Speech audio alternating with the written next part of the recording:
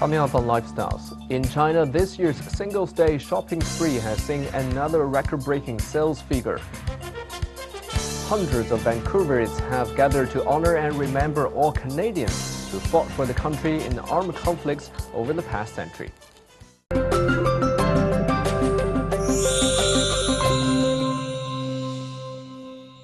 Hello and welcome. I'm Zhang Zhao in Beijing. You're watching Lifestyles on CNC World. Known as China's Singles' Day, November 11 has become an online shopping spree since 2009. And this year's Singles' Day just saw another record-breaking sales figure. Lifestyles has the details. At just 3 minutes past midnight on Saturday, China's Singles' Day sales on Alibaba's Tmall hit 10 billion yuan, or about $1.5 billion US. Alibaba said total sales on Tmall on November the 11th reached a record of 168.2 billion yuan, or about $25.3 billion US. Double 11 is not only online in China, but is now cross-border and in brick-and-mortar stores. This year's Double 11 not only embodies a big trend of consumption upgrade, but reflects the whole society's cooperation. It is a worldwide social synergy event. The synergy involves online and offline retail, and home and abroad as well. He added that over 1 million retailers worldwide have registered both online and offline stores to participate in the promotion. According to Alibaba, as of 1 a.m. Saturday, transactions has been made in 201 countries and regions, including Japan, the United States, Australia, Germany, and the Republic of Korea. Sales from 17 companies surpassed 500 million yuan, and 6 companies' sales exceeded 1 billion yuan in just 24 hours. It is amazing. Companies have entered a new historic stage with the integration of Internet. Known as China's Singles' Day, November the 11th has become an online shopping spree since 2009, when Alibaba's Tmall made its first online sales promotion. The shopping day is becoming bigger in scale, given JD.com, Caller.com, and other cross-border e-commerce platforms came to share the big online shopping cake. Chinese e-commerce giant Alibaba announced that it has used unmanned aerial vehicles, commonly known as drones, to deliver packages over water for the first time. 3 drones carrying a total 6 boxes of passion fruit with a combined weight of around 12 kilograms flew from Putian in East China's Fujian province to nearby Meizhou Island on October the 31st. Flying into a strong wind, the drones took 9 minutes to make the 5-kilometer crossing. Each one can carry up to 7 kilograms. Alibaba is planning to use drones to deliver high value-added products such as fresh food and medical supplies over water in the future. Using drones to deliver packages has increased in recent years. Another Chinese e-commerce platform, JD.com, started conducting trial deliveries using drones in 2016. Inspired by the highly successful Singles' Day shopping spree in China, many of Norway's online retailers also launched sales promotions to celebrate the day. Take a closer look. Komplett, the biggest online retailer in Norway, launched the Singles' Day campaign that offered discounts on all the products on its website. Norway's online newspapers and many Norwegian online players have focused on the Singles' Day and believed this may be the start of something big also in the Nordic country. The newspaper also published a long list of various e-retailers that offer discounted products for Singles' Day campaign. Power, one of Norway's leading consumer electronics retail chains, said it has decided to celebrate Singles' Day this year and turn it into Singles' Weekend. All promotional products will last until Sunday. However, the emergent Singles' Day sales campaign in Norway has not been confined to online space. Lefdal, one of Norway's biggest electronics and household appliance stores, launched a massive Singles' Day campaign both online and in its bricks-and-mortar stores. Last year we just did it on our website and have a good profit that year. So this year we wanted to do it in our stores to see if we can change the shopping experience for our customers.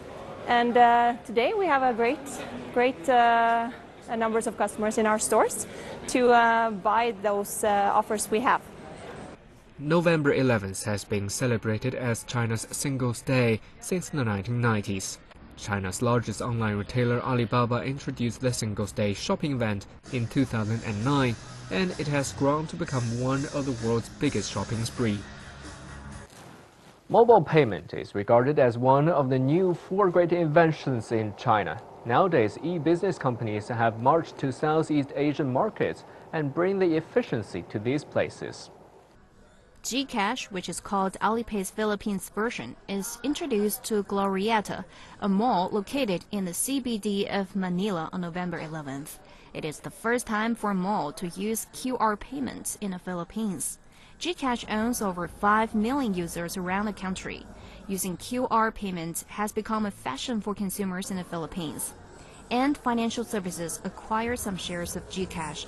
The system is benefiting from Chinese technological and financial support. Cooperating or learning from China is a big thing. And I think that because China fintechs have been doing this for several years, their experience, what they know in terms of technology, in terms of operations, in terms of process, learning that from them will help fast-track our own journey. Although GR payments have not yet gained a large scale of popularity in the Philippines, the concept of mobile payments has penetrated in the daily life of the public. The first carved dragon of the redevelopment of the Kew Garden Pagoda was unveiled Friday in London. Lifestyles takes you there to have a look. The Great Pagoda at Kew Garden, which drew inspiration from China's porcelain tower of Nanjing, is currently undergoing significant conservation work. The restoration is sponsored by China's SunPower Group company and UK's House of Fraser Group. The revealed new wooden dragon, which originally adorned the pagoda's roof, is mainly painted with green and gold. Sir William Chambers designed the Great Pagoda and completed it in 1762 as a gift for Princess Augusta, the founder of the Botanic Gardens at Kew. The Great Pagoda is a 10-story octagon tower standing at almost 50 meters, and each level is 30 centimeters narrower than the one below. It offered one of the earliest and most beautiful bird's-eye views of London. I think this project has several important features. First of all, this project is a model of the cooperation between China and Britain. After so many years, the project sponsored and repaired by a Chinese company is indeed an excellent example of how we can work and protect cultural heritage jointly. The second point is that our Chinese enterprises should have the social responsibility and awareness, not only for promoting the Chinese culture, but also for broadcasting Chinese culture. The last point, I think the project itself is a result of hard work by both China and the UK. The Great Pagoda is not only one of the earliest imitations of traditional Chinese tower in Europe, but also the tallest construction in Britain at that time. I think China and Britain have lots of exchanges in the study of history and culture. Also, the frequency of the exchanges is quite high. Those projects reflect the efforts by China to preserve its culture. Obviously, the connection between the Royal Pagoda here at Kew and the Porcelain Pagoda at Nanjing, I think, is really the heart of the cultural link between the two. So we're very happy to be able to be in the privileged position of sponsoring the restoration of this project.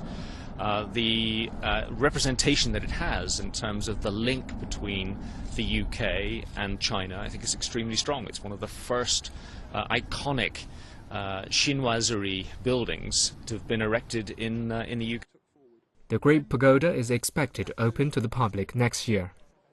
A special exhibition titled Empress Dowager Cixi Selections from the Summer Palace opened at Bowers Museum in Orange County, California.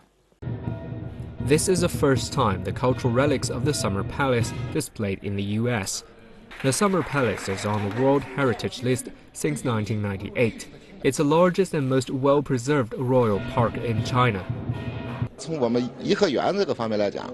This exhibition is a landmark for us. It is the first time this treasure is displayed in the US. we're making efforts to hold exhibitions overseas.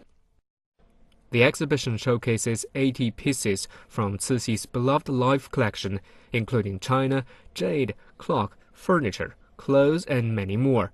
A car that was given to Cixi as a birthday gift 116 years ago was also on display. The exhibition will last until March 2018. In Houston, a special exhibition is underway in the museum to mark its 30th anniversary. The exhibition features 30 permanent collections, each of which represents 1 year of the museum's 30 years history.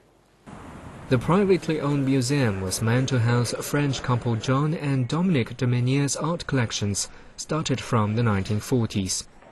Associate curator Claire Elliott said the process of narrowing from all the permanent collections down to 30 pieces was challenging.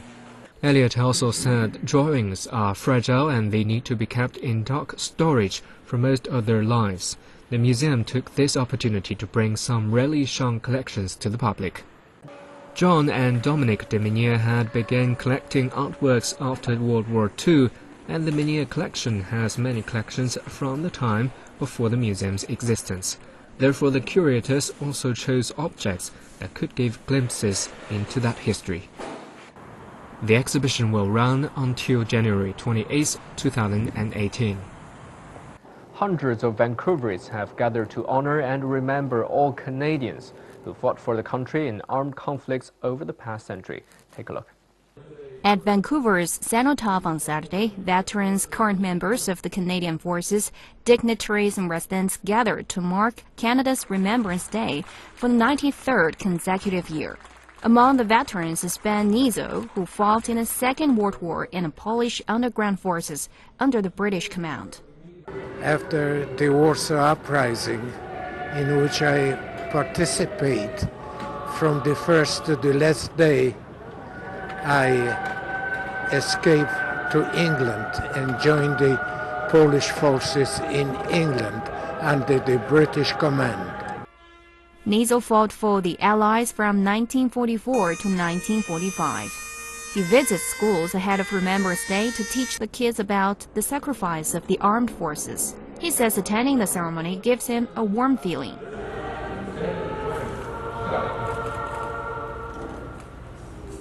I speak to the school children and tell them that veterans don't like the war just because we want to march. We hate the war, we love the peace, and to keep the peace we were forced to enter the war. Later on Saturday in Vancouver's Chinatown, more people gathered to mark the sacrifice made by Chinese Canadians during armed conflicts around the world. I am very gratified that the community turned out on this wet and soggy day.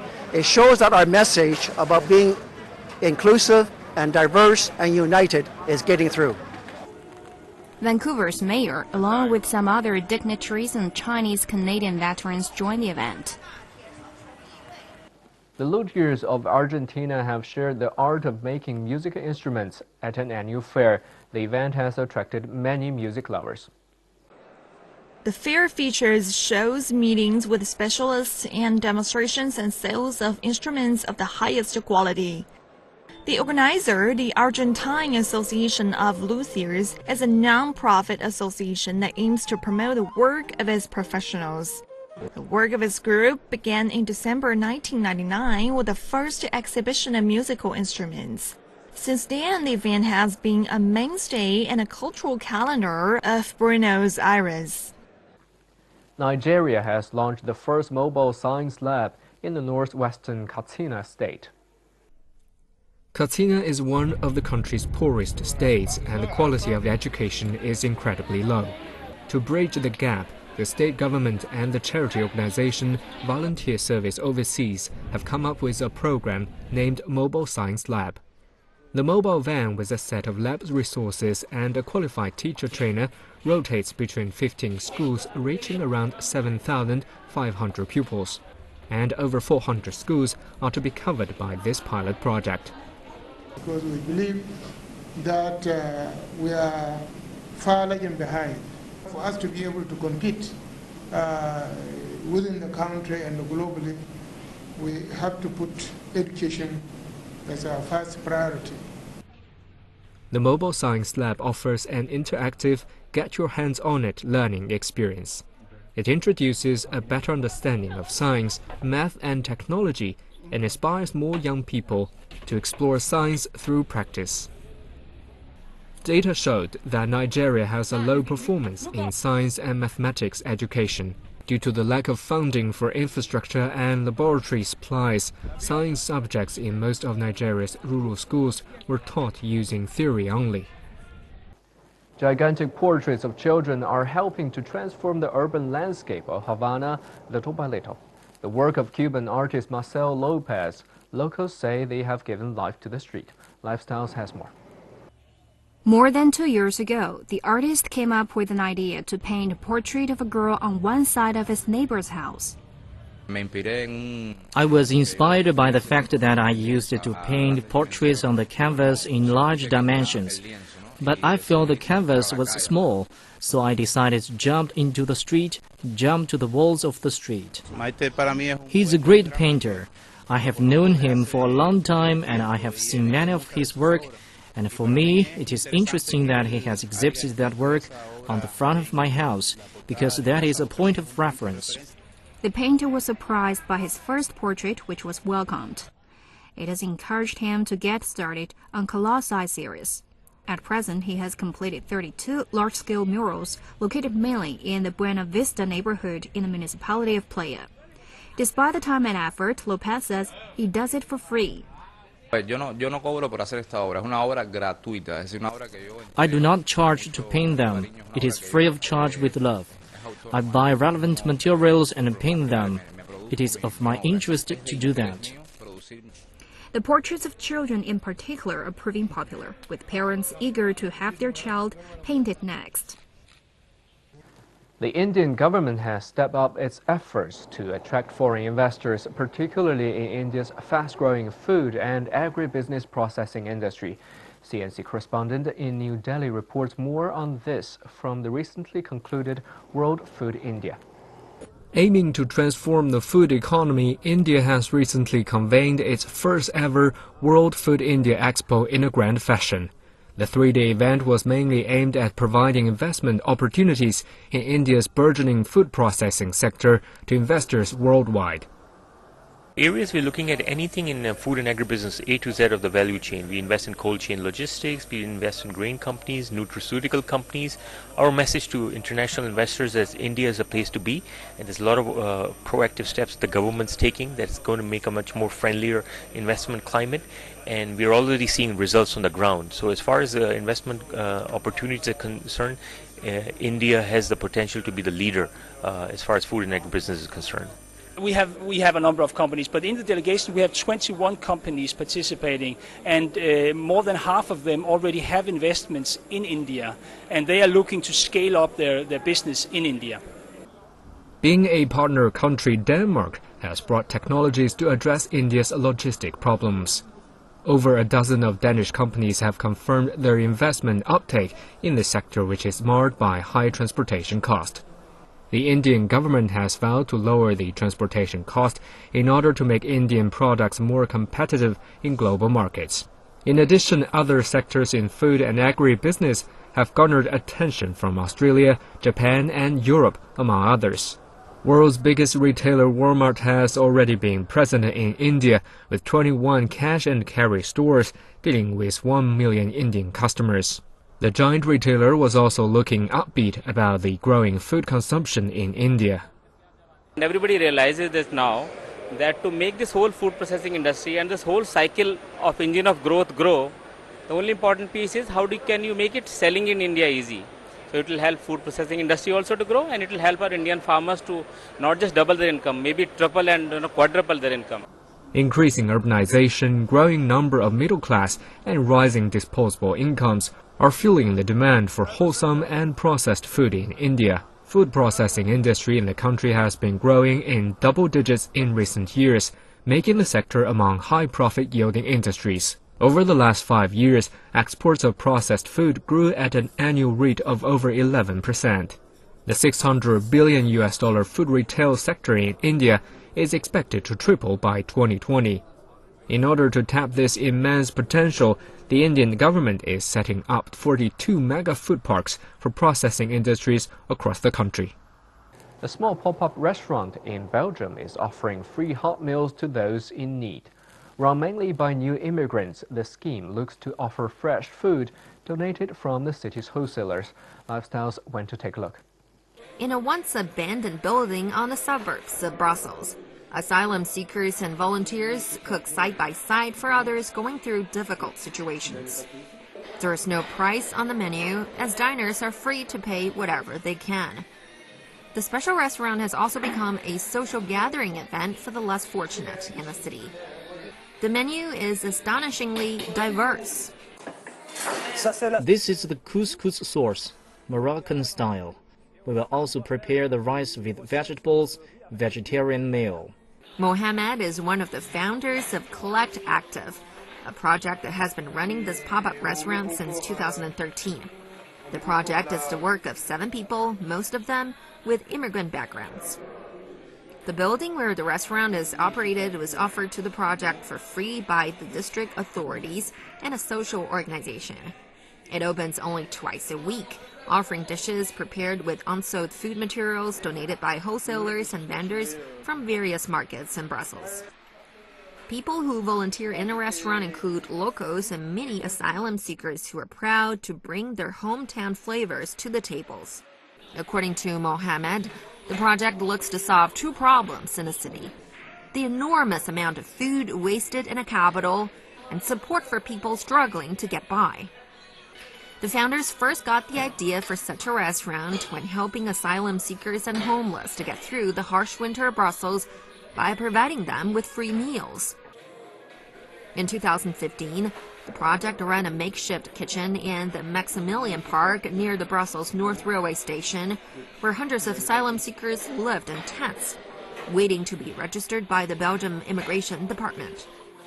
Each month, Collect Active manages to recover over 4 tons of unsold fruit and vegetables. Besides catering for 40 and 200 people each time, the restaurant also prepares around 160 food packages to be delivered to those in need. That's all for today's program. For more news and highlights, follow us at our website, en.cncnews.cn. Thank you for being with us. Bye-bye.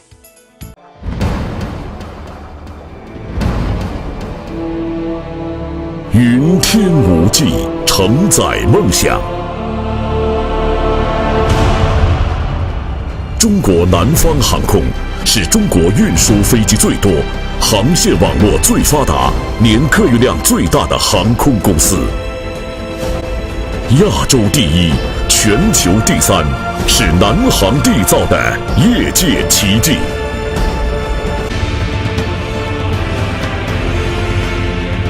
蓝天壮志情，云海谱华章。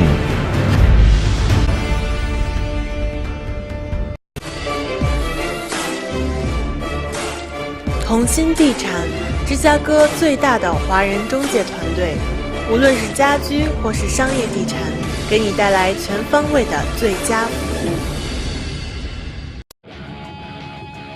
专业的团队，丰厚的经验。Welcome to Chicago. Welcome to the Lake Cook Law Group. 投资理财、法律咨询，芝加哥专业律师团队为您的梦想提供最安全的保障。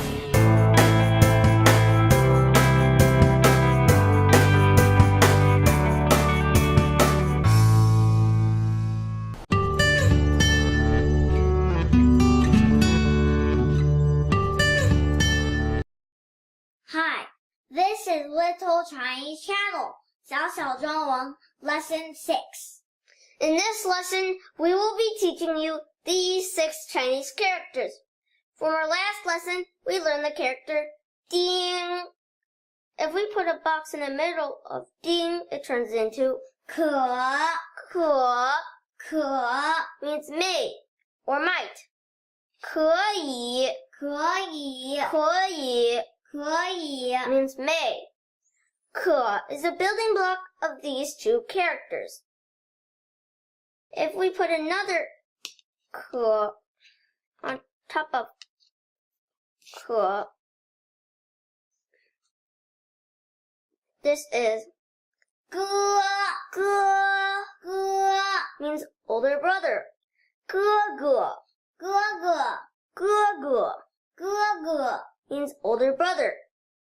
This character contains 哥. Let's learn a new root character.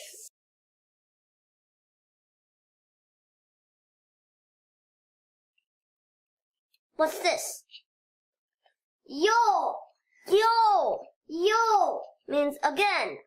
又一次 means once again.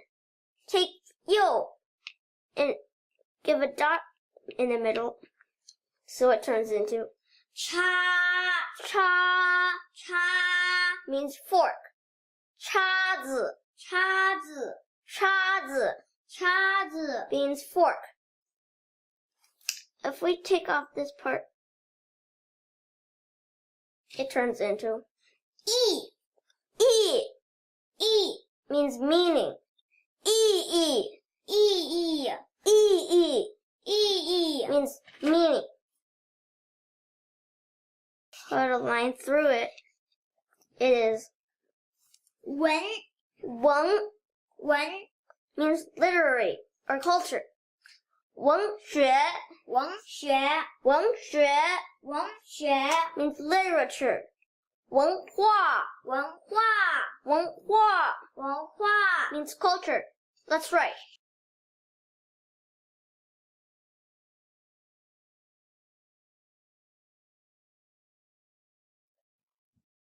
可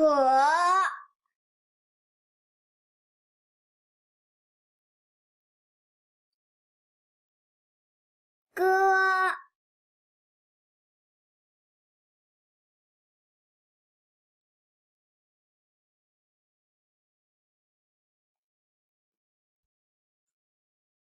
又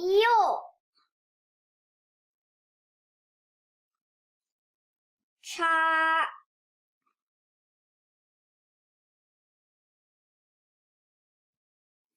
意